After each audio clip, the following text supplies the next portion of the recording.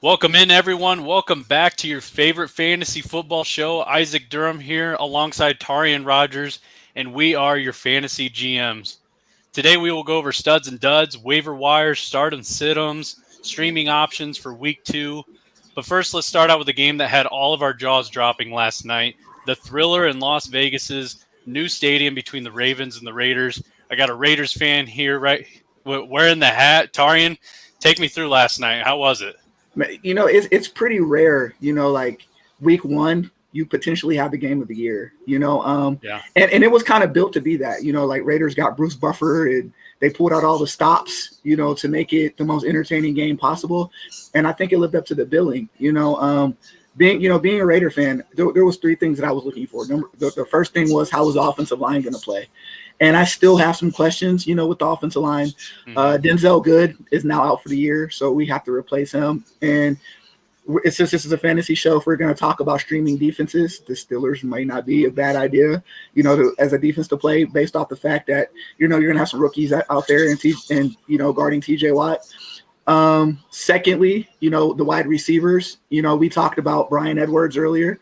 And Bryan Edwards, he finally, to me, is starting to live up to his billing a little bit. When he was first drafted, John Gruden compared him to Randy Moss. Some Raiders reporters compared him to Terrell Owens. So, those are lofty expectations, but he's starting to kind of live up to those.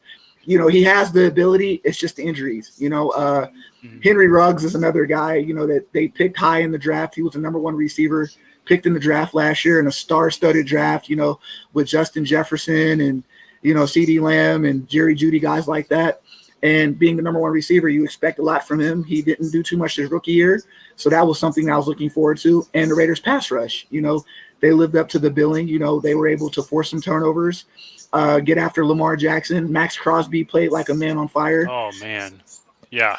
He was all over the place. He was all over the place. And, when he was drafted, I made the comparison of a Jared Allen. He reminds me of Jared Allen. I've always felt that way. See that? Yeah. I've always felt that way. And he's starting to kind of live up to the billing a little bit, So I think it was a good win going forward. I wish, too, another thing that I wish is that they start putting respect on Derek Carr's name a little bit, because I feel like Derek Carr is one of the most disrespected quarterbacks in the league. And I feel like they need to stop making a win-loss as a stat for a quarterback, because the Raiders have not been a very good team. If Khalil Mack, if Derek Carr was a part of that Bears Khalil Mack trade, the Bears are a Super Bowl caliber team. I wholeheartedly believe that with the weapons that they have, just needing a quarterback. So the fact that the Raiders really, haven't had weapons to put around Carr, that's where the win-loss record comes from. If you actually watch Raiders games and stuff, 27, 28 fourth quarter comebacks, like, he puts us in positions to win, but the defense just is never, good. Now it seems like he finally has a defense that he could trust, a little bit more, that could get him the ball back and allow him to score, So it's an exciting time to be a Raider fan. I think it's an exciting time. I think, they've done a good job building, around building this team, and it's exciting to see what they're going for. If you had Darren Waller in your fantasy football team, 19 targets, man, like, had a 26 fantasy points. Yeah. Like he pulled you up from the depths of hell. If you had him, if you were winning or losing, he either was the reason you got killed or he was either the reason you came back. So it was a great game, overall. Let's stick with Darren Waller real quick. Right. Is he equivalent to like that Travis Kelce now? Is he taking that next step to where he's like, the 1-2, just on that same pedestal as Kelce? I think he had, to me personally, I slotted him as the number one tight end over Kelce. And really? the reason why is because with Kelsey's amazing, but you still have the Tyreek Hill factor. You still have other juggernauts on that offense. With the Raiders, they live and die by this guy. Yeah. 19 targets is a whole lot. Derek Carr threw the ball around the yard 51 times. Like the Raiders receivers are still young, coming into themselves. We know each and every game that he's going to eat. Each and every game. There's not one game where he's not going to be the target guy. With the Chiefs, there's a lot of mouths to feed, but we know that Travis Kelce is going to be the main guy. With Darren Waller, he is the guy for the Raiders. If he doesn't go, the Raiders offense doesn't go, right? So that's where, to me, that's what it is. I'm more of a fantasy guy to where I like targets, right? I like chunk plays. I like that, right? And I know consistently each and every week he's going to get there. Not saying Kelce doesn't, but you still have the Tyreek Hills. There are games where Travis Kelce could have 7 catches for, 80 yards, which is good. But every game, Waller, he's already had 11 straight, like 1,100-yard games in his career, 11. And he's only been a starting tight end for 2 years. So a lot of 100-yard games, right? So, And it helps too, because we saw at times last night where there'd be guys that would have man-to-man coverage, and instead Carr is force-feeding Waller double coverage. I mean, he would come down with the receptions too, but 19 targets is just an amazing number to see as a fantasy manager of Waller. Let's shift over back to Bryan Edwards. You touched on him a little bit. I have to admit, at one point I was like, okay, I'm going to drop Bryan Edwards after this game. He had a goose egg. He had 0 receptions. I think he had 1 target before he finally hauled in his first catch with 37 seconds left in the game. So 37 seconds left. He had that 20-yard reception. Okay, finally. Followed that up, 18-yard reception right after that. Set up the tying field goal to go into overtime. You're like, okay, well, he had 2 receptions, whatever. Starts overtime with an 11-yard reception. Things get interesting. Like, okay, Edwards is now the go-to guy all of a sudden. And then he had that 33-yard reception where it looks like he stretched out and scored. It was a pretty cool sight to see with both teams on the field, just saying good game. Lamar's telling, Carr, like, hey, what a game, what a blah, blah, blah. It's not over because he was short. But just the fact that Edwards got going, you could see he was just gaining confidence late in the game. He ended up with 4 receptions for 81 yards. So I'm pivoting now. I'm like, okay, I'm going to hold on to Edwards. Maybe he can carry this into week 2. I don't know. Do you feel confident in Edwards, maybe even like starting him in the future? How do you feel about it? I mean, I think with the Raiders wide receivers, it's just usage to me, right? Because they have potential all around, You got, Third and Renfro, you got Hunter, not Ruggs, you have Bryan Edwards. But the thing about them is the simple fact that we already know, like I said, Darren Waller's going to be the guy. He's going to get targeted. They like to run the football, and there will be some games where they'll play amazing. And then there will be some games where they won't do anything, right? Mm-hmm. And they have to be more consistent for me, week to week, for me to trust them. Because after, I'll give you an example. Henry Ruggs, after the Chiefs game last year, how many people added him? And then 3 weeks straight, he didn't do anything. Mm-hmm. Then all of a sudden the Jets game comes, and then he explodes again, and then he's quiet the rest of the year. That's the narrative of a lot of the Raiders receivers. So you kind of have to be patient with them until you start to see more consistency going with them going forward, Darren Waller's always going to be the guy. Josh Jacobs is always going to be the guy. Everyone else, they have to kind of do more. Let's talk about Jacobs real quick. I mean, he only had 10 carries, 34 yards, but he found the end zone twice. Take away the touchdowns real quick. Is that concerning as a fantasy manager? He had turf toe coming in. So he had turf toe, and he had an illness. It wasn't COVID, but they said he was sick. I think it was a flu or a cold. Thank you, Fidel. Put some respect on his name. Fidel, you're a little late. We were talking highly of Derek Carr. Put some respect with a K. We've always said this. But back to what I was saying with Jacobs, it was just a lot of it had to do with injury. And that's the reason why Kendall Drake was signed. Because the thing about he looked good, by the way. Yeah, he did look good, by the way. Very but the thing about Josh Jacobs is he gets hurt through the course of the year, right? So his rookie year, it was his shoulder. Last year, it was his ankle. And there's always a game in December or November where he misses 2 games or a game. So you kind of want Kendall Drake there to spell him. But in the beginning, he's starting to deal with his injuries kind of earlier in the year. So that's what it was. They didn't even know if he was going to play. He was just a late game addition saying he was going to play. And there was a game, like the first carry of the game, he limped off the field and they had to change his cleats because they made him a special cleat with a metal toe on it for his turf toe.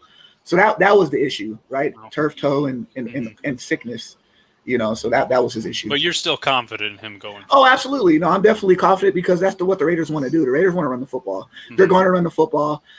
Their offensive line is going to keep shuffling a little bit. It's not at its final form yet. Like I said, Denzel Good essentially is out for the year with a torn ACL. We haven't seen Richie Incognito yet. They still have that rookie, right tackle in Leatherwood. So their offensive line is big mistakes last night. Their offensive line is still shifting a little bit. So I think that would be the biggest story The biggest thing that's going to hold him back is that. But I know he's going to get receptions out of the backfield because Carr loves throwing the running backs. So. Yeah, and then Fidel was just commenting, put some respect on DC's name. I think Derek Carr is a streaming option that should be rostered in every fantasy league right now. I'm not saying start him every week. He has a tough matchup against Pittsburgh this week, but he definitely needs to be rostered, and you can stream him on the good matchups. Let's go over to the Ravens side real quick before we move on. Let's talk about the running backs. Tyson Williams had 9 carries for 65 yards and a touchdown. He had that big breakaway run in the first quarter. Other than that, he didn't look amazing on the ground, but he was involved in the passing game. 3 receptions for 29 yards. So my question is, would you rather have Tyson Williams or would you rather have Latavius Murray, a guy that had 1 more carry, 10 rushes for 28 yards and that late touchdown? Who would you rather have? Okay, it's kind of tough to say with Tyson Williams because I want to know what Le'Veon Bell's role is going to be, And without knowing what Le'Veon Bell's role is going to be, it's kind of hard to say I want Tyson Williams because you say he had 9 carries, right, for 61 yards. And for the Ravens, I felt kind of disappointed in their game plan a little bit because you had something going on the ground and you became too, something that you don't do is pass the ball a whole hell of a lot. And you decided that you wanted to pass the ball a whole hell of a lot. And then you kind of slowly but surely started phasing the young kid out who he was starting to gain a little bit of confidence. You put Latavius Murray in. And I think that Latavius Murray is more of a consistent veteran that you know what he's going to do. And I feel like his calling card has always been short yardage. He's a very good short yardage back. He's a running back that has consistently for his entire career have averaged 4 yards per carry. He's not really a guy that I want to see in every down, but if you put him on the goal line, he's money. So to me, I think that once the Ravens kind of answer the question of where do I see Le'Veon Bell, or I don't think Devontae Freeman is even going to be an option. I think it's going to be between those 3. I'm just curious how Le'Veon Bell is using this equation. If Le'Veon Bell can slowly but surely phase Tyson Williams out, then I would have to say Latavius because I don't feel like he's going to be phased out at all. Here's how I feel about it. I think Lev Bell will have a role. I don't think it's going to be as prominent as these 2 right here. I think Tyson takes over that J.K. Dobbins role, and I think Latavius takes over that Gus Edwards role. They're going to use the running backs heavily. This was the team that led the whole league in rushing last year. I'm comfortable with rostering both, but I'm uncomfortable starting both on a regular basis. I think it's going to have to depend on the matchup. I did put in my start and sit-ems week 1 article on the website. I said go ahead and start Tyson because all the reports were saying that he was going to get all the carries, all the opportunities, and then we saw Latavius get more involved in the second half. What do you think of Sammy Watkins, though? I know every year in week 1 he produces a good game and then he kind of falls off, but he had 4 receptions for 96 yards. Do you think he's worth rostering on your fantasy leagues? I think he's worth an ad, but I do get worried. The thing that you have to worry about Sammy Watkins is never talent. It's always injury. Yeah. And he's never consistently healthy. And the fact that the Ravens team has been just struck by injury, it has me wondering, is there something wrong with their training regimen? What's going on there? Because it's all Achilles, ACL tear, something such and that.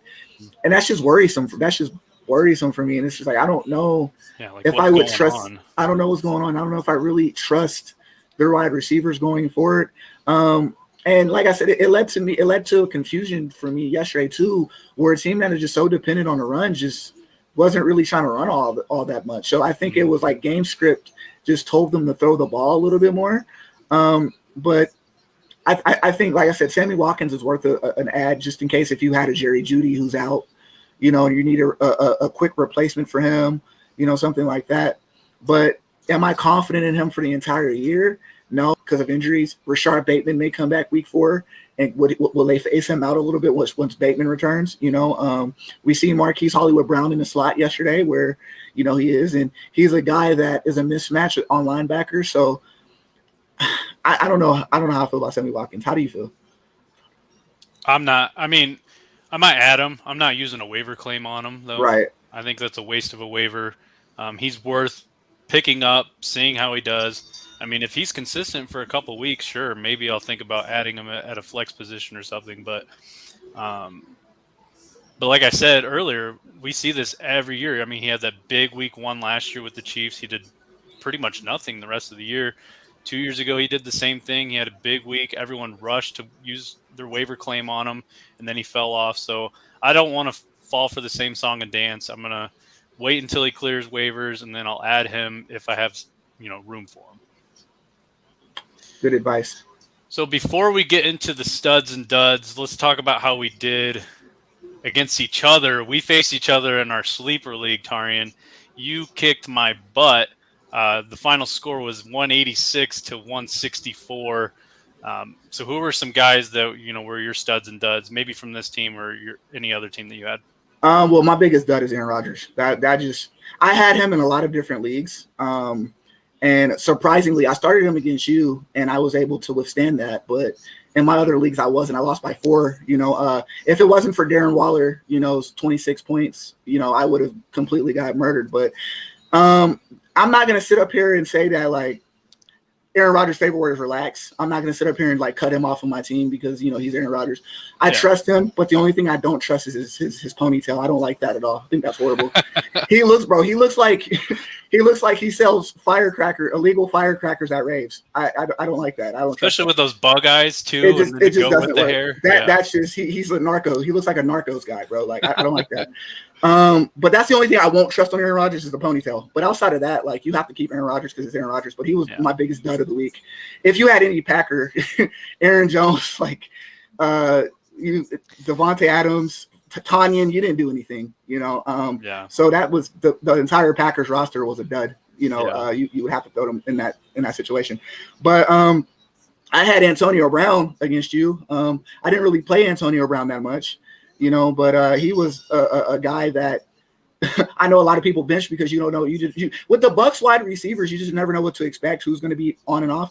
Gronk had a great week, so those are guys that you would say like had great weeks. Yeah. That came out of nowhere. But those to me were some of the guys that I was like, yep, these are guys that I counted a lot on.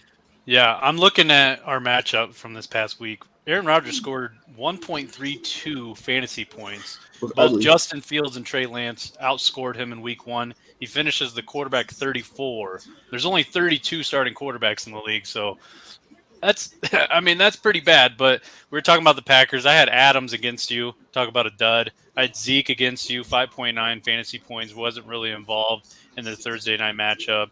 I had Edwards-Helaire, who didn't really produce much. I had Kyle Pitts, who was very so-so in his first NFL game as a pro. But I'm going to talk about some studs. And I didn't have this quarterback against you. I had him in my start and sit him article this past week. Jalen Hurts against Atlanta. He looked poised. He looked like a leader. He looked very comfortable out there. I know the Falcons' defense isn't that great, but he served as the quarterback 6. He produced 28.7 fantasy points. I was very impressed by him. I'm just going to roll through my studs real quick. I had a moment where I was like, I had DeAndre Swift penciled in as my starter for one of my running back spots. I was concerned about the injury. He was a game time decision. So I ended up starting Jamal Williams instead of him. And he ended up serving as the running back 2. I mean, Swift had a really good game, but Williams served as running back 2. He had 25 PPR points, so I got lucky there. Another guy that I started in a panic mode as a flex option was Sterling Shepard. I started him over Kenny Galladay in one of my leagues, and that same thing. I didn't expect. I don't know. I wasn't like too positive with my decision. Right. And then he ends up as the wide receiver 8, and he scores 24.3 PPR points. So I was excited there. Juwan Johnson was a stud, the tight end for New Orleans. I don't know if anyone had him rostered, but Elijah Mitchell too. Elijah Mitchell was a stud. We're gonna talk about Elijah Mitchell more in the waiver wire section, but Juwan Johnson, everyone was expecting Adam Trotman, Marquez Callaway, and ended up being more of Deontay Harris and Juwan Johnson. Johnson had 3 receptions, but 2 of them were for touchdowns. He was the tight end 5 on the week with 17 PPR points. Duds, you already mentioned him, Aaron Rodgers. I had both Najee Harris and Zeke. I started both of them. They each scored 5.9 PPR points, so very disappointing there. I started Calvin Ridley in one of my leagues, wide receiver 59. He did have 10.1 PPR points, but still a guy that you're drafting pretty much in the second round, mid to late second round. You expect more out of him. And then I feel like an absolute idiot. In my Stardom Situms article, I told the people, the audience, to start Mike Gesicki because there weren't a lot of tight end options out there as far as streamers went. And I thought he could get it done. I thought Tua was going to rely on him. I thought Tua would come out a little skittish, but Gesicki, Right. big old goose egg. 0 But look, points. I'm gonna tell you something. That's one thing that Belichick does very well is scheme versus tight ends. Yeah. He's like the tight end maestro when it comes to defense. Travis Kelce always has his worst games against him. Darren Waller last year had his worst game against him. So it's just something about Belichick's defense and tight ends. Like, so it's a tough thing. Made me look like a fool. Yeah, it's a tough thing. It's definitely a tough thing. Yeah. Any more studs and duds that you want to go over? Christian Kirk was a stud. Christian Kirk, definitely. Anybody on the Arizona Cardinals offense really, played up the par. Tyler Lockett, I had him in two different leagues. Let me mention Tyler Lockett. Yeah. He got me 26 points, I believe. Two deep balls. He did very well. Those are the guys right now that just really come to mind. Was those. All right. Let's move on to waiver wires. I posted an article today on the East West Football Network website. 5 waiver wire guys to think about adding. I had Elijah Mitchell on there, the running back 13 of week 1. Raheem Mostert went out after 2 carries for 20 yards. He's out for the season now. Mm-hmm. Mitchell turned 19 carries into 104 yards and a touchdown. He's 9% owned currently, so jump on that. Christian Kirk, you just mentioned him, wide receiver 9 in week 1. He had caught all 5 of his targets for 70 yards, 2 touchdowns. He's 14% owned. Mark Ingram, the running back 16 of week 1, he had 26 carries, which is the most he's had since the 2014 season when he was a New Orleans Saint. He turned 26 carries into 85 yards and a touchdown, 21% owned. I'm not like going crazy over Ingram, but I think that he's bona fide. He is the bona fide running back 1 for Houston right now. David Johnson and Philip Lindsay are more utilized in the passing game. So I think, jumping on a running back 1 of any team is worth adding on your roster. We already went over Sterling Shepard, wide receiver 8 on the week, and then Jameis Winston turned he completed 14 of his 20 passing attempts for just 148 yards, but he passed for 5 touchdowns, so he was the quarterback 3 of week 1. He's still available in 56% of leagues. So those are my 5 guys. Anyone else that you would like to mention or add on? Yeah, I got Mike Williams from the Chargers. Mm-hmm. He's a guy that he has all the potential in the world, but he just never fully lives up to it. Health or whatever reason. Last year in training camp, he blew, I think it was his knee or something out, and he played, but he wasn't 100%. Well, this past Sunday, he had 13 targets, so he had 75% of the team's targets, 8 catches, 80 yards, a touchdown, and he's the guy that Justin Herbert was looking to a lot in the red zone. And this current Sunday, he plays against a Cowboys secondary that isn't, and I feel like it's gonna end up being like this past week when they played the Bucks, and Trayvon Diggs did a great job against Mike Evans, and I think this week Trayvon Diggs is going to draw Keenan Allen. And so on the other side, Mike Williams is going to benefit off of that. Because I think, when you look at the Chargers offense, Keenan Allen sees a lot of double teams over the top, and that leaves Mike Williams single coverage, 6'6", 6'5", 6'6" receiver. Like I just think this year is going to be his year. If he doesn't succeed this year, then I don't think his career is ever going to be up to par. But I do think he's going to have a solid season. Yeah, he needs to stay healthy. It seems like every year we all get excited about Mike Williams at some point. But Justin Herbert is a future star, or maybe a star already. And it's hard to imagine Herbert going through his second season without a wide receiver 2, a true wide receiver 2. So Mike Williams has every opportunity to, be consistent all season. Let's talk about some players that you're thinking about dropping. I have 5 players here, and I'm just gonna ask you: would you drop them? This isn't dynasty. This is just redraft, because I know that you have this guy in your dynasty league, but Marquez Callaway. I don't want to drop him yet because I still think that the season's young, and I still think that there's potential of big games of him. I just think it was a lot of game script, and Sean Payton does a great job of scripting his offense, and I just don't think that the game script called for him to do anything this week. But I would give it another week, and if he doesn't do anything this week or next, well, I don't even know if they're going to play this week again because they have like 9 players on the COVID list, so I don't even know what their status is. So I would keep an eye on that. But when they do come back and when they are free, he's the guy. I would say give it a week, and if he doesn't do anything in a week, you're okay dropping him, to be honest with you. Yeah. And I mentioned it before. I mean, Winston only threw 20 total passes in this game, so expect that number to increase and more opportunities, more targets to go Callaway's way. I do agree with you. I think you need to wait one more week because they don't have a true wide receiver one. I don't think anyone really stepped away with that role after the big win against the Packers. All right, would you drop Henry Ruggs? This is a tough one because I'm personally not a fan of the way John Gruden uses him. I think that John Gruden uses him only on 9 routes and bubble screens. That's about it.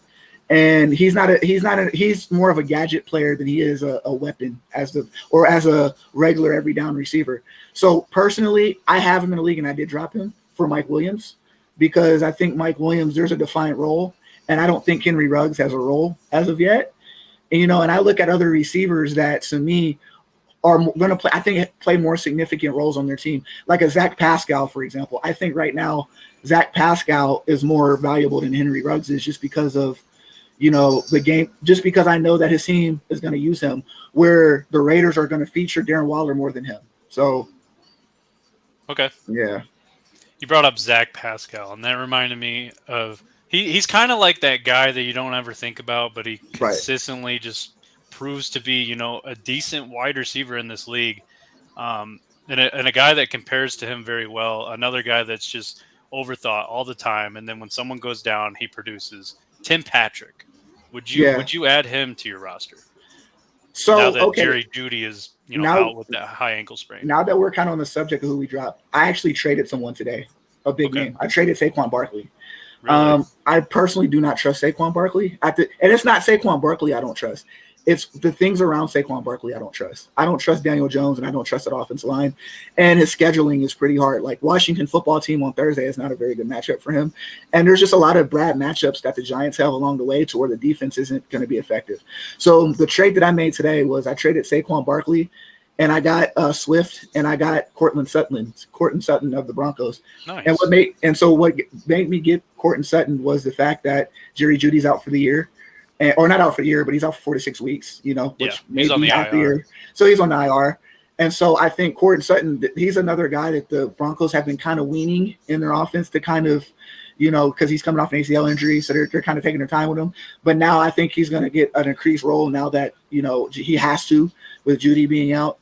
I got another guy I will look at on the Broncos is maybe KJ Hamler, because they have to throw the ball. Who are they throwing the ball to is the question that needs to be asked. And I think Sutton is going to be the number 1 receiver. And I think it's a mix up between Hamler and Patrick, so I have to really look at how it's going to work. But Tim Patrick is a guy, you could take a chance on, but if he's somehow gone, you could be okay with KJ Hamler, I believe too. Yeah. And reports were saying that Hamler was taking first team reps today. So that's something to think about. Would you drop Elijah Moore? I'm not a fan of really too many of the Jets receivers. Corey Davis, outside of that, I believe he's going to eat this offense. But outside of that, their receiving targets, I'm not too big of a fan of. I think there are going to be some games where he will do something well, but is it going to be at a consistent level? I don't believe so. So I definitely will drop him. Okay. This player was a big ad before week 1, and or not everyone, I guess, but desperate fantasy owners that just didn't have a lot of running back depth. Giovanni Bernard. I mean, he only produced, I think, 3.2 PPR points. Would you drop him? I definitely would, but here's the thing. I think Ronald Jones is phasing out of that offense. He just fumbles too much. He's a fumbler. And did you hear the reports today? What? What's the Rotarian said that he's going to start in week 2. Oh, really? He's going to start over for Ronald Jones. Yep. Oh, wow. Because I thought the same thing until I saw that, and I'm like, "Well, wait a minute." It's hard to really predict this Tampa Bay offense because they have too many mouths to feed, like way too many mouths to feed. Like I could throw Mike Evans on the Douglas because he really didn't do too much. Like he only had like six targets and however many fantasy points he had. Like it wasn't enough. But it's just the game script each and every week. Like I know the things that I do know is Tom Brady loves Gronk and he loves Antonio Brown. That's what we do know. So does he?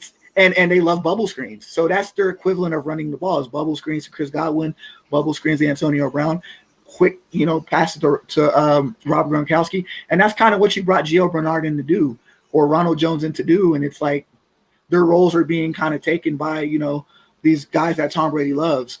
So because of that, it's just hard to project that, and that's not a consistent target. Like for example, like we were talking about the Raiders earlier. Like if Kenyon Drake's there, he does the same thing that Kenyon Drake does, and I think Kenyon Drake is going to be used a little bit more than a Gio Bernard would because, Josh Jacobs is dealing with a toe injury, and the Raiders like to run the football and get their running backs involved. So yeah, Well, the thought of Gio was, Brady's used to that, like James White type of running back out of the backfield. So people thought maybe he could mold into that role.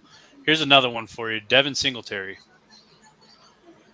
Yeah, I wouldn't drop him. I would keep him because with Zach Moss being a healthy scratch, and I thought that was going to be their tandem. I thought Zach Moss was going to be even carried with him. Yeah, the apparently fact that they like Breida a little bit right. more. So like they like Breida a little bit more. So he was a healthy scratch. So Devin Singletary is the guy that is going to get some volume and get some work, out there. So I would keep him. Okay. Anyone else you would think about dropping before we move on to the start and sit-ems? Michael Pittman. He was a guy that I picked up. And I just don't trust Michael Pittman now. He was a guy that I thought that was going to do a lot of work because, you think about Carson Wentz liking taller, bigger receivers. Alshon Jeffrey comes to mind. And the fact that Michael Pittman is built in that mode, I don't know. Like, it's just you want to trust Michael Pittman, but it's just he just consistently doesn't get it. There's just something with him that I just don't know. So Michael Pittman is one of the guys that I've dropped, and don't feel any shame about that. So, yeah. I would keep an eye on him though. I mean, I would T.Y. Hilton, missing, a very large extended time. I think, someone's got to step up. And I mean, whether that's Pascal, whether that's Campbell, whether that's that Division II player, the Strachan, I think his name is.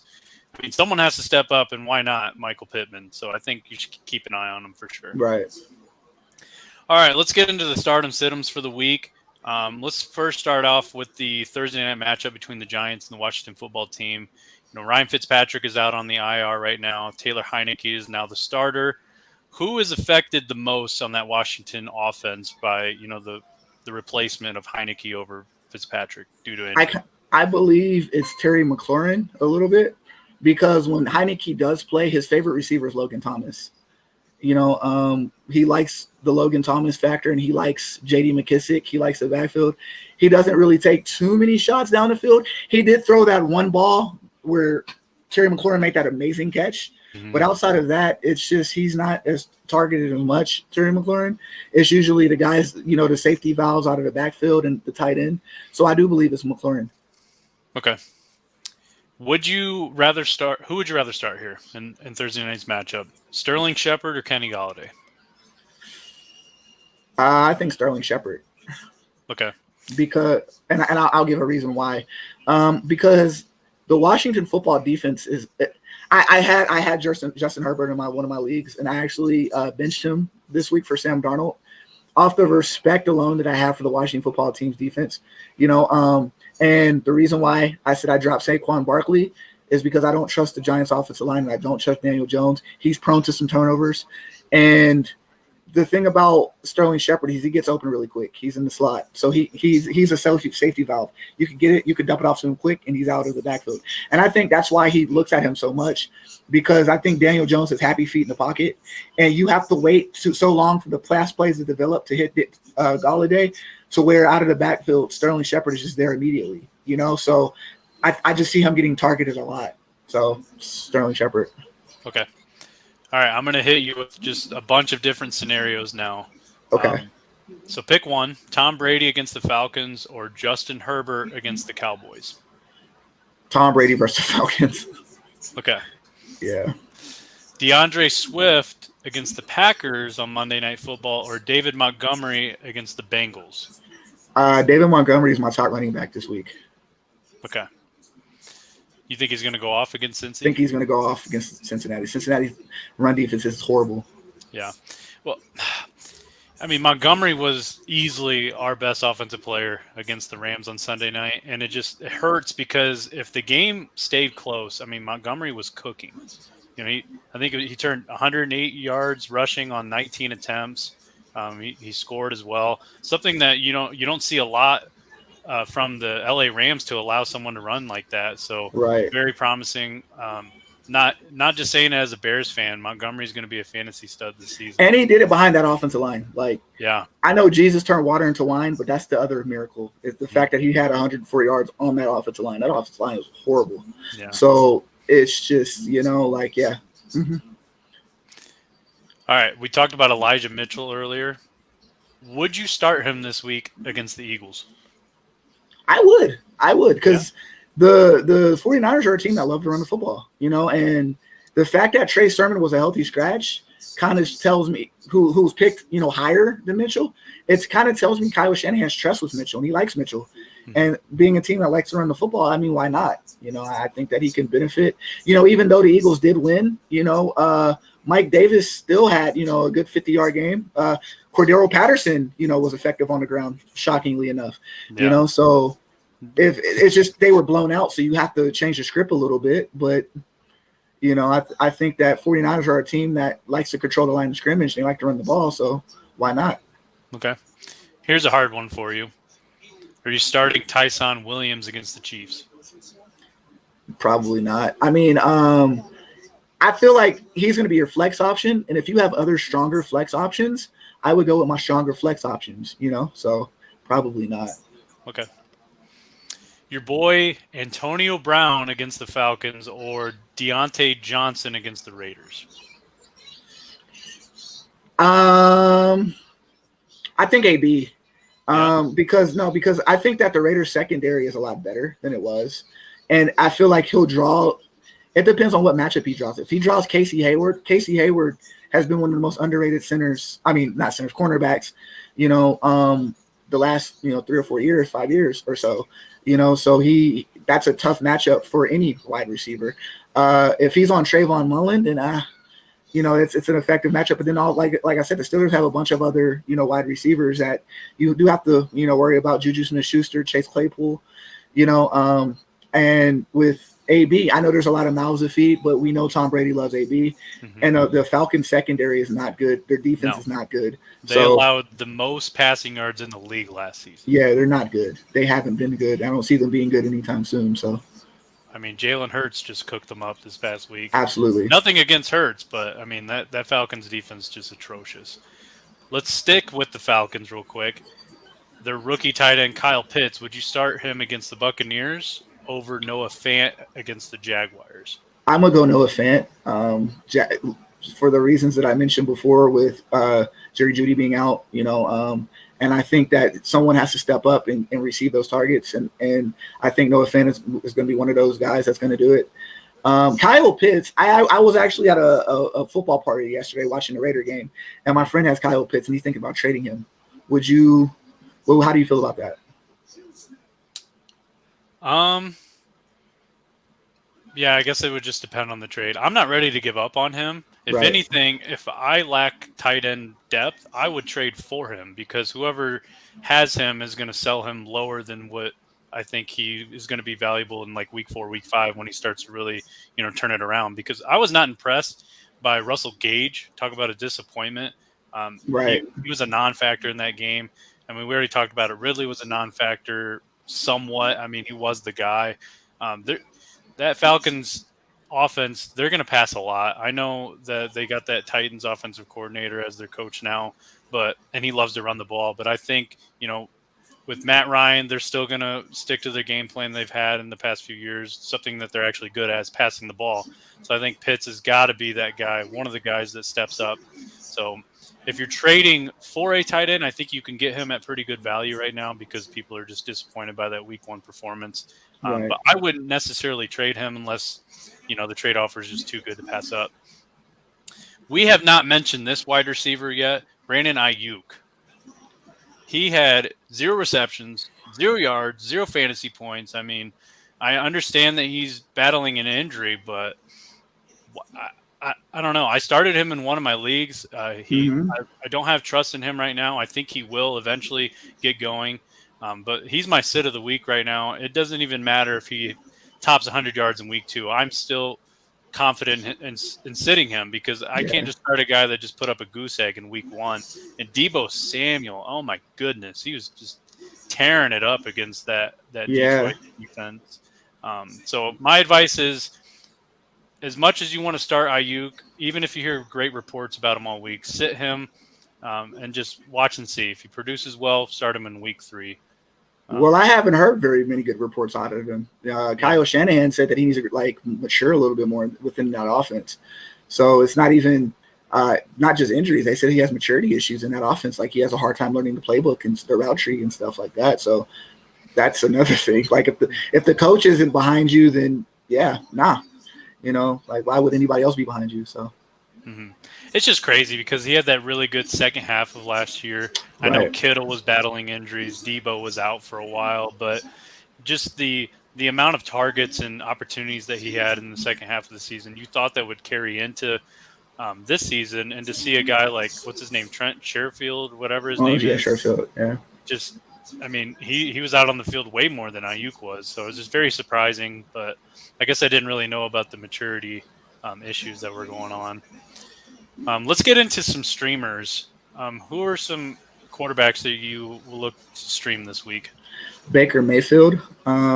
He's still available in a lot of leagues. And I know the Texans, they had a big week against the Jaguars, but it's the Jaguars. I think that Urban Meyer may have 1 foot in the league and 1 foot at USC. I don't know. I'm just making something up, but who knows what Urban Meyer when things don't go Urban Meyer's way, he has an aneurysm. So I don't know. But I don't trust the Jaguars whatsoever. And I don't think that I think that the Texans game was just, there was a lot of momentum, but it was the Jaguars and Baker Mayfield and the Browns. They really had a strong week against the Chiefs. They're very disappointed on how that game ended, but they came out and played them the right way. They just didn't finish. But you're at home, and you had you're coming off a solid week, and you got a recovery game against the Texans. You're liable to score 30 plus against them. So I definitely like Baker Mayfield this week, and I love their defense too. So I would stream a lot of the Browns players and a lot of Cleveland. Yeah, I mean you brought up Jacksonville. I'm streaming the quarterback that's facing them this week, Teddy Bridgewater. He's available in 80% of leagues right now. You talked about it. Jacksonville allowed Houston's Tyrod Taylor to serve as the quarterback 11 last week. And they also gave up the 6th most passing yards last year. So I feel comfortable starting Teddy Bridgewater, a guy that's coming off a pretty good week 1 performance against the Giants. Who is a tight end that you're looking to stream this week? As far as tight ends, I don't, let me see. I think you mentioned Noah Fant. I don't know if he's really a streamer, but I think Noah Fant, the simple fact, like I said before, Jerry Jeudy, he's going to be targeted a lot. You're going to, the Jaguars, the lonely defense. I think he could do something. Or, Albert Okerweek, however's the backup guy. I'm never going to try to say his last name, but he's a guy that could do some damage too. We talked about last week. There's always a team that you're going to go against. It's going to be the Jaguars this year. I just don't see the Jaguars being a very, very good team. Mm-hmm. So I'm going to go, You missed a guy. Who is the guy? Jared Cook. Oh, okay. Yeah, Jared Cook's a good guy too. He's owned in 22.6% of leagues right now. He's facing a Cowboys defense that just allowed Gronkowski to score twice. He served as the tight end 1 in week 1. Dallas' secondary is pretty atrocious. Cook's coming off a decent week 1 performance too. He served as the tight end 12 against a very stingy Washington football team. So I feel confident streaming him this week against a pretty bad Dallas Cowboys defense. How do we feel about the Saints kid? I don't. What's his name? Johnson. Yeah. How do we feel about him? I'm wondering if it's a fluke. Okay. I've had some questions today, like, would you use a waiver claim on him? Absolutely not. If he goes through waivers, then maybe think about picking him up. I don't think he's worth a waiver claim. I could see this guy as a one and done, maybe have a few good games this year, but they really like Adam Trautman, the second-year tight end. And then I just think, I don't know, he's a big body talent, but when you watch that game, he wasn't on the field much. He was involved a lot in the red zone. He kind of reminds me of what Chicago likes doing with Jimmy Graham. Don't play him a lot. I don't know how he is as a blocker, but he goes in the red zone and he could be, a touchdown favorite inside the 10 or whatever. But I think what's intriguing to me about the guy, right, is who his quarterback is, right? And Sean Payton is known to groom a quarterback and have him take baby steps a little bit. Mm-hmm. And when he was with Tampa, O.J. Howard ate a lot. He loves to throw the ball to O.J. Howard, an absolute lot. And being the Saints, you mentioned Jimmy Graham, and that was a solid comparison. He's intriguing because with fantasy football, he's labeled as a tight end / wide receiver. Mm-hmm. So it's like you're getting a lot of bang for your buck there if you take a chance on him and he ends up being, someone effective. I think he is worth a waiver claim, but if he's high, like I think he's a risk reward type of player, right? Okay. You could pick him up and not start him for a week, just see what he has. And if he doesn't do anything, you're okay cutting him, Mm-hmm. But I think the fact that the team that he's on and the quarterback, because I know Jameis loves tight ends. Right, he does love tight ends. That's the last time O.J. Howard was relevant is when he had Jameis. Okay. So it's like, I don't know. Here's how I counter it, though. If I have the top waiver spot, if I'm waiver number 1, I'm not wasting it on him. Oh, absolutely not. No. If I'm waiver 9 or 10, then sure, because I'm going to just stay in that 9 or 10 spot anyways. You're right. No, for sure. So who would you stream on defense this week? My defense, I mentioned earlier the Browns. Like I said, they're at home. Their projection, I believe, on Yahoo is 12 points, I believe. Mm-hmm. And it's just because, like, I'm not too high on the Texans' week 1 performance. I think it was just the Jaguars, and Jaguars aren't really that good. And I think the Browns, they have the weapons on defense. They're a strong defense. It's just they played the Chiefs, and the Chiefs are a juggernaut. They're just a hard defense to stop. But I don't look at week 1 and get discouraged at all by the Browns. If anything, if I'm the Browns, I'm motivated that and really more pissed off that I want to play the Chiefs again just to show that I can beat the Chiefs. But I think going forward, whoever the Browns play is going to have to pay for what the Chiefs did week 1. So I love the Browns. Yeah, I like that. Yeah, that's a good streaming option. I have the Giants against the Washington football team. They are 7.7% owned right now. Ryan Fitzpatrick, like I said earlier, is on the IR. Taylor Heineke is now calling plays for that Washington offense. And this looks like a potential top 10 finish for that Giants defense this week in fantasy. They picked off Washington 4 times in their 2 games last year. So I'm comfortable with them if I don't have, one of those Rams or Steelers type of defenses.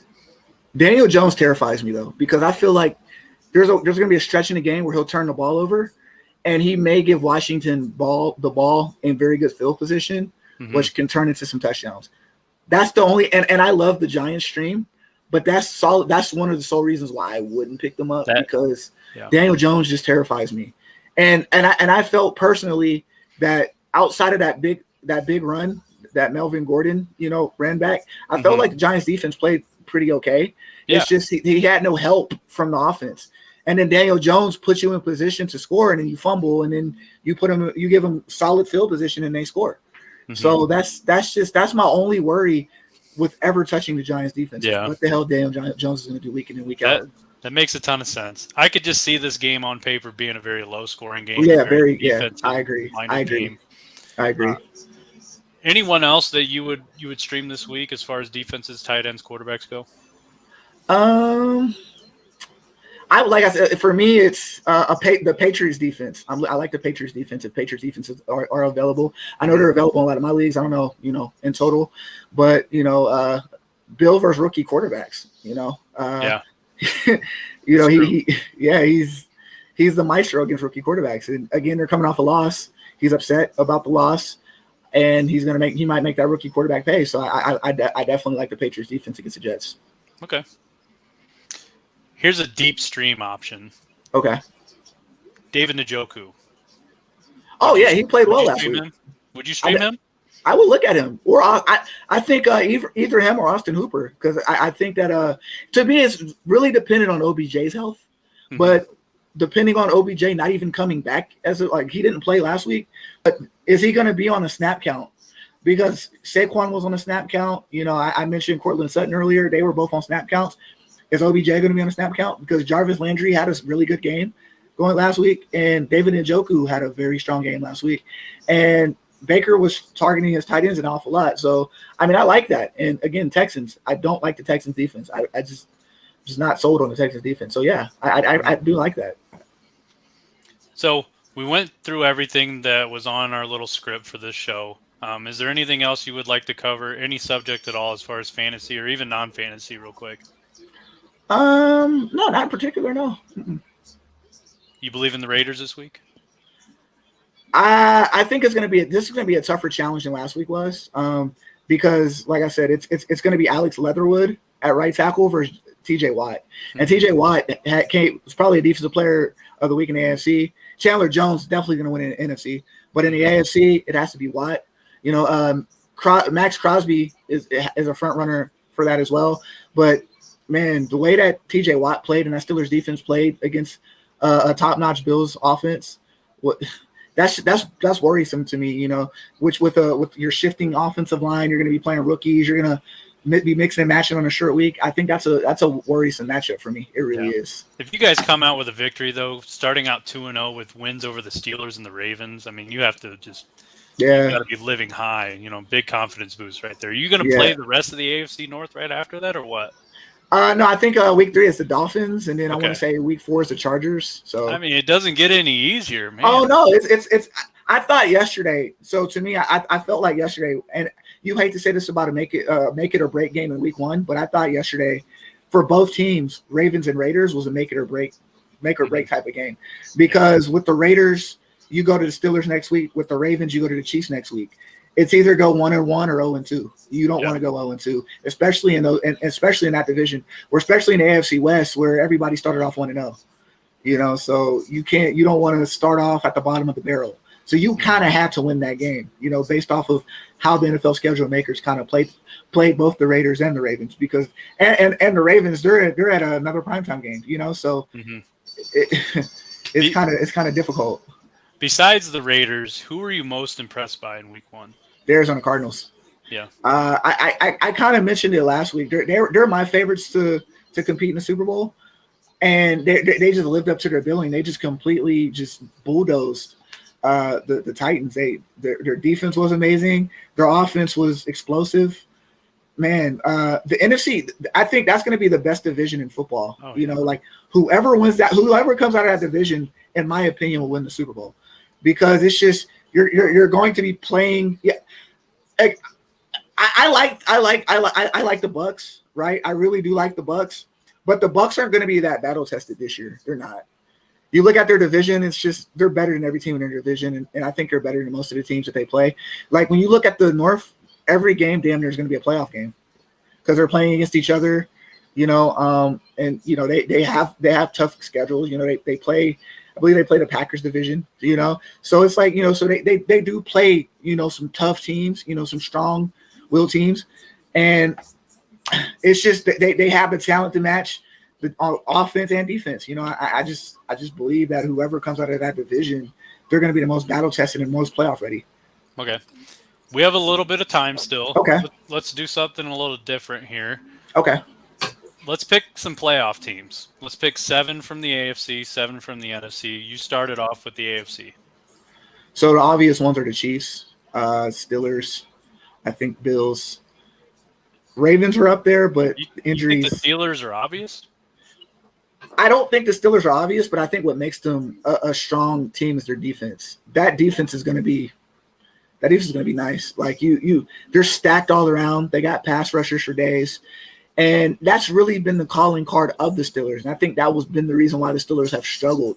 Their defense hasn't matched their offense over the years, but now I think that they have a playoff contending defense. So I do think the Steelers I do believe in the AFC that is the toughest division, the North Division. You have the Ravens, you have the Browns, and the Steelers, so that's going to be the toughest division. I think all three of them have the potential to make it to the playoffs again. I think that the Titans, to me, like, I don't like Todd Downing, their offensive coordinator, and I have a personal relationship with Todd Downing. Not that I know him personally, but he was the guy. He was the Raiders' offensive coordinator. So the year that Derek Carr was coming off an MVP season, he was not a very good play caller. And I think that I love Derrick Henry, and I have Derrick Henry in fantasy football, but it wouldn't shock me if everyone on the Titans' offense goes down just a little bit, based off the fact that the guy has no game flow on offense. He has no identity as an offensive play caller, and it just dawned on me watching Red Zone. That's who their offensive coordinator was. I had no idea that was who their offensive coordinator was, and I think that played into why the Titans struggled so bad. Is because he's one of the worst offensive coordinators in football. He doesn't call very good plays. So that kind of concerns me a little bit with the Titans, but the Titans are in the same division with the Titans and the Jaguars. So to me, that's four wins right there, because I think they're talent-wise are better than both of those teams. The Colts, I'm not. I think the Colts are strong. They have Taylor out of the backfield. I think Taylor's going to be one of the top fantasy football players in the league, and I think he's going to be one of the top running backs in the league. But the thing is, they have to find weapons on the wide receiver. Zach Pascal, we mentioned earlier, he's a solid target, but he's not a guy that is consistent each and every week. You have Paris Campbell, not consistent each and every week. Pittman's not consistent each and every week, so they need consistency at the wideout position. Their defense needs to be a lot better. So I have questions there. Are they out or are they in? I think someone has to win that division. So I give that to the Titans. Okay. And I think that the Colts are flirting with being out. Okay. So far you have the Titans, Steelers, Browns, Ravens, Chiefs. And then I go to the AFC West. And I do think the Raiders will potentially make it. I don't want to sound like a homer, but I think this is finally the year that they go over it. I think, to me, it's playoff for bust. If they don't make the playoffs this year, somebody's on the chopping block. I don't believe it's Derek Carr, and it's definitely not going to be John Gruden. I feel like it's going to be Mike Mayock, unfortunately. Somebody is going to have to go. And there's too much pressure for the Raiders to not make the playoffs. And I think that this is the year that they get over the hump. And then I'm flirting between – I think the Broncos have the talent to get there, but I think that they have to maximize on their weapons, and they have to be more consistent. I have to see more from the Broncos. I think the Chargers will slide in from that team. I think the Chargers are loaded. My problem with the Chargers each and every year is injury. They're never healthy, right? So them being healthy this year is going to have a lot to do with their playoff chances, but I love the Chargers team from front to back, and I think Justin Herbert's a star. Like, that kid's a star. And then the last one, somebody has to win the Dolphins division. I'm not a fan of Tua. I'm just not a fan of Tua. I don't like Tua. I don't think he has what it takes to get them to the playoffs. I like him as a person. I don't like him as a quarterback. I think Buffalo wins that division, and so is Buffalo. Okay. I agree with you. I think Buffalo wins that division. Chiefs, they win their division. AFC North, I think Cleveland can come away with that division title. And then I agree with you on the Titans. I think the Colts just missed the playoffs. There's a lot of good AFC teams this year. There is. And then, so that's 4. I've got Baltimore and Pittsburgh. And then I'm going to throw the Chargers in there. So the Broncos, Raiders, I think they're going to all compete. I think it's going to be really tough. I think the Patriots going to be there. Miami. We just talked about Indianapolis. I mean, there's a lot of good teams. So let's jump over to the NFC. Before you talk about yours, I'll just run through mine real quick. Okay. You really like to analyze and really dig deep, and I'm just quick, short, like, hey, this is who's going to be in. So in the NFC East, which is the toughest division to predict. I think that I hate doing it, but I think Dallas will come out and just scratch their way out of that and finally win the NFC East again for the first time in a few years. NFC West, I think there's going to be 3 teams coming out of that division. And I think that whole division goes in. I really do. There's going to be 3 wild cards. I don't think there's another team that's in a different division that's really better than any of these 4. So I don't know who is going to finish first, second, third, fourth, but I think all 4 will make it in. The Packers will win the NFC North. I think the Bears are going to have another Bears season where they're just, mediocre. They're around 500 and they don't get a good draft pick. And it's the same song and dance every year. I'm excited about our future with Justin Fields, but it's just not the season. And then I got the Buccaneers coming out of the NFC South. I think New Orleans is a great team. I just think they barely missed this season. I agree. There's really nothing to say. Like, I think everyone in NFC West makes it. I think that the Packers make it, but I do think the Packers are going to struggle. The Packers don't like each other. Mm-hmm. Like you look at that team, it's just like they don't like each other. And I feel like Aaron Rodgers, Mr. Narcos himself, he's on Marshawn Lynch mode. Like, I'm just here not to get fined. Yeah. He's not happy. He doesn't want to be there. He doesn't want to be there. So I just think that they're going to be in the playoffs, but they're not happy with each other. Yeah. And that's all I really have to say. The Cowboys are going to win their division. I think the Giants have the talent, but Daniel Jones isn't it. And if I'm the Giants, I look at Aaron Rodgers. I look at Aaron Rodgers from them. So yeah, that's it. Yeah, I agree with the Packers. I don't think they're going to be an amazing team, but I don't see Minnesota, Chicago, nor Detroit overtaking them at any point. I could see the Packers going 11-6, 10-7, and just maybe being that 4 seed, or I guess 3 seed. You got to keep that. Real quick, what the hell happened to Minnesota's defense? Same thing as last year. They're just not a good defense anymore. Why though? It's like you have like all the potential. Like they've always been a good defense. I don't understand why. Well, they have everything. Last year they were thin on the roster. Yeah, they were a lot of injuries, but you got those returning guys, and I think that defense will take a step up this season. I think they'll be a maybe top 15 defense. They didn't look good in week 1, but they have a lot of new faces, so it might take a little time. But it is a little concerning that Cincinnati kind of dominated them on the offensive side. Yeah. All right, guys. Well, that wraps it up here with the Fantasy GMs. Make sure to keep up to date on all of your fantasy news on the East West Football Network website. We will see you next week, and happy fantasying.